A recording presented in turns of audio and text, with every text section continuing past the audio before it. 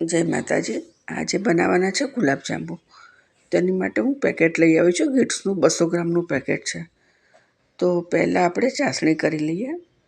200 ગ્રામનું packet છે એટલે આપણે 400 ગ્રામ ખાંડ લેવાની. એટલે કે 4 કપ ભરીને 100 ગ્રામના કપ આવે ચાના એ. અને ઓછું તો ગળ્યું ખાતા હોય તો 3.5 કપ લઈ લો તો ચાલે. એમાં વધારે બિલકુલ નહીં લેવાની, નહીં તો બહુ ગળ્યા થઈ જશે. પેકેટ ઉપર 600 ગ્રામ લખ્યા હોય છે, પણ આપણે 4 કપ જ લેવાની. હવે આ તપેલી કદાચ નાની પડશે એટલે આપણે મોટા તપેલામાં લઈ લઈએ, એટલે બરાબર ગુલાબજાંબુ અંદર ડૂબેલા રહે. આની અંદર આપણે પાણી નાખી દઈશું, ખાંડ ડૂબે એટલું. પાણી પણ માપનું જ નાખવાનું છે. ભરીને નાખવું હોય તો 6 કપ નાખવાનું, નહીં તો ખાંડ ડૂબે એટલું પાણી નાખી દેવાનું. હવે ખાંડ ઓગળે નહીં ત્યાં સુધી આપણે એને સતત હલાવતા રહીશું. અને કોઈ તારની ચાસણી નથી કરવાની, ખાલી ખાંડ ઓગળે એટલી વાર રાખવાનું. અને ખાંડ ઓગળી ગયા પછી 1-2 મિનિટ થોડું આમ ચીકાશ પકડી જાય પાણી ત્યાં સુધી તમે હાથ ઉપર લો તો ચીપચીપું લાગે ત્યાં સુધી આપણે રાખવાનું છે. આવી રીતે જોઈ લેવાનું.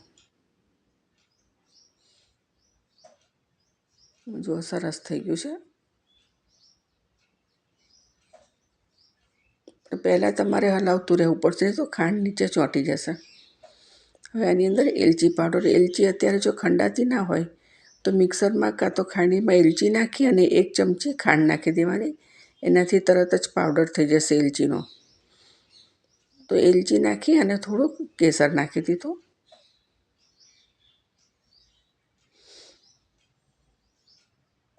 એને હવે સાઈડમાં મૂકી દઈએ અને ઘી ગરમ કરવા મૂકી દઈએ.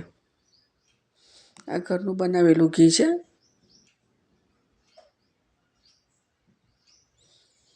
અને ધીમા તાપે આપણે મૂકી દઈશું ગેસ ઉપર. અને જે આ ગુલાબજાંબુનો છે મિક્સ એ લઈ લઈએ. હવે આમાં ખાસ ઘણાને શું થતું હોય છે કે કડક થઈ જાય છે, અંદરથી કાચા રહે, પોચા નથી થતા. તો એનું કારણ શું છે કે ઘણા લોકો શું કરતા હોય કે રોટલીનો લોટ બાંધે ને એવી રીતે લોટ બાંધે અને પછી એના ગોળા બનાવી અને તળતા હોય છે. અને આમાં ઠંડુ પાણી કે એવું નથી લેવાનું, આમાં દૂધ લેવાનું છે અને એ પણ હુંફાળું ગરમ. ઠંડા પાણી કે ઠંડા દૂધથી કરો ને તો પણ કડક થઈ જાય. અને લોટ બાંધવાનો જ નથી અને એકદમ ઢીલો જ રાખવાનો છે. કડક હશે ને તો તમારા ગુલાબજાંબુ પણ કડક થશે. એટલે જરૂર પૂરતા જેટલા ગોળા વાળવા હોય એટલો જ લોટ લેવાનો, મિક્સ કરવાનું અને આવી રીતે આટલું બધું ઢીલું રાખવાનું. જુઓ, જરૂર પૂરતું જ કરવાનું. હાથમાં થોડું ઘી લગાવી દઈએ અને આવી રીતે બધા જ ગોળા વાળી લઈએ. પહેલાં 6-7 ગોળા વાળી અને એ મૂકી દેવાના.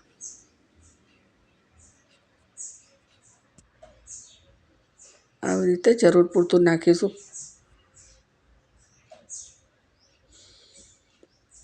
અને ઘીમાં પણ એવું છે કે ઘી તમે જ્યારે ગરમ કરો ત્યારે એની અંદર થોડુંક નાખી જોવાનું. જો તરત ઉપર આવી જાય તો ગેસ બંધ કરી દેવાનો, નહીં તો ઉપરથી બળી જશે, અંદરથી કાચા રહેશે. એટલે ગોળા નાખ્યા પછી ધીમે ધીમે ઉપર આવે ને એવું આપણે ઘી રાખવાનું છે. એટલે થોડુંક નાખી અને પહેલાં ચેક કરી લેવાનું. જો આવી રીતે બધા ગોળા વાળી લઈશું.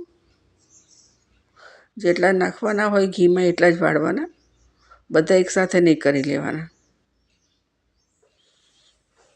નાના મોટા તમારે જેવા જોઈતા હોય એવા રાખવાના. જુઓ કેટલો ઢીલો લોટ છે.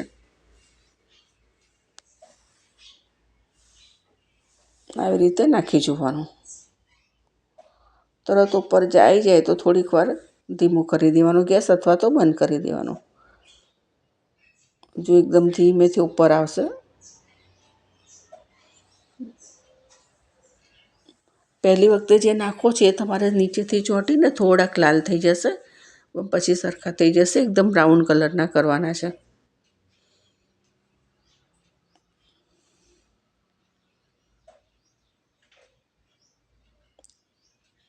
ઘી થોડુંક વધારે જ લેવાનું અંદર સમાય એવા, અને વધારે નહીં નાખવાના. ભલે 2 વખત વધારે થાય પણ થોડા થોડા જ નાખવાના.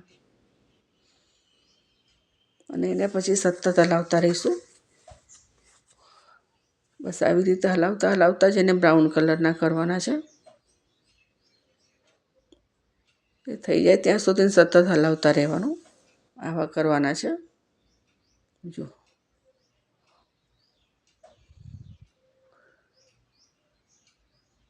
અને બધા કાઢી અને તરત એને ચાસણીમાં નાખી દઈશું.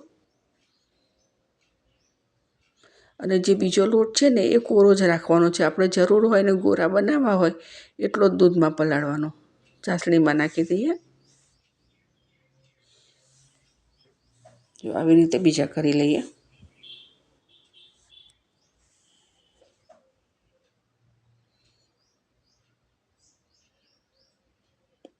ઘી માપનું જ લેવાનું, બહુ વધારે અતિશય વધારે પણ નહીં લેવાનું.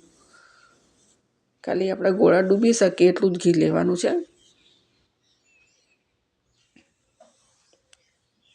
આને પણ આપણે હલાવતા જ રહીશું.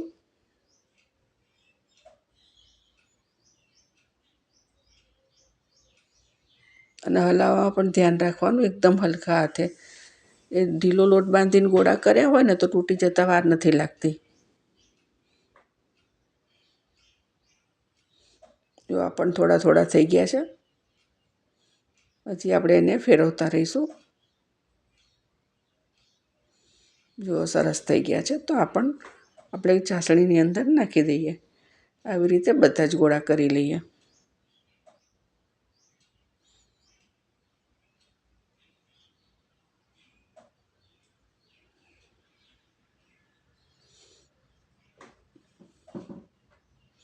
હલાવતા રહેવું પડશે.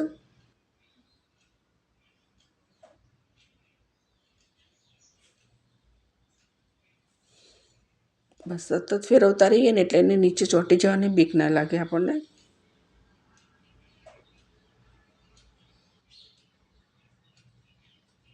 કાઢી લઈશું બધા. તો તૈયાર થઈ ગયા છે બધા જ આપણા ગોળા. અને આને ચાસણીમાં નાખી દીધા છે. હવે આને નાખ્યા પછી 2 મિનિટ માટે આપણે ચાસણી ગરમ કરવાની. એટલે એનાથી વધારે એકદમ પોચા થશે. તો તૈયાર છે તો એને બાઉલમાં આપણે લઈ લઈએ. જુઓ એકદમ સરસ પોચા છે. તો મળીએ આપણે બીજા વિડીયોમાં. જય માતાજી.